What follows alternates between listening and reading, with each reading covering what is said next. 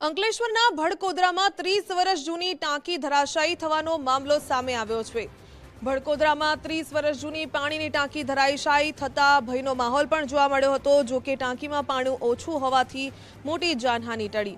ટાંકી ધરાશાયી થતા આસપાસના વાહનો અને મકાનને નુકસાન પહોંચ્યું છે। ભરૂચમાં જર્જરિત પાણીની ટાંકીઓનો સર્વે કરી હવે મરમ્મતની માંગ ઉઠી છે। ભડકોદરામાં 30 વર્ષ જૂની પાણીની ટાંકી ધરાશાયી થઈ।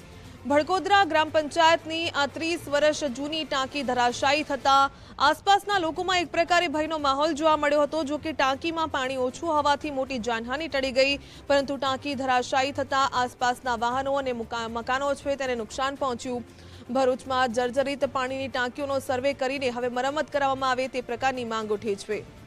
વધુ વિગત મેળવીએ સંવાદદાતા દિનેશ મકવાણા પાસેથી। દિનેશ, 30 વર્ષ જૂની પાણીની ટાંકી ધરાશાયી થવાનો મામલો સામે આવ્યો છે, કોઈ કાર્યવાહી કરવામાં આવી કે નહીં?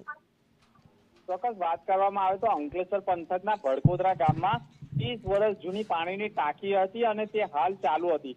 2 મહિના અગાઉ જ સ્થાનિક લોકોએ ટાંકી જર્જરિત છે તે બાબતે ઉતારી લેવા માટે રજૂઆત કરી હતી, પરંતુ સરપંચ કે તલાટીએ નજરઅંદાજ કરતા આજે આ પાણીની ટાંકી ધસી પડી છે। પરંતુ રવિવાર હોય અને કોઈ બાળકો રમતા ન હોવાના કારણે મોટી હોનારત ટળી છે, પરંતુ મકાનો અને વાહનોને મોટું નુકસાન થયું છે।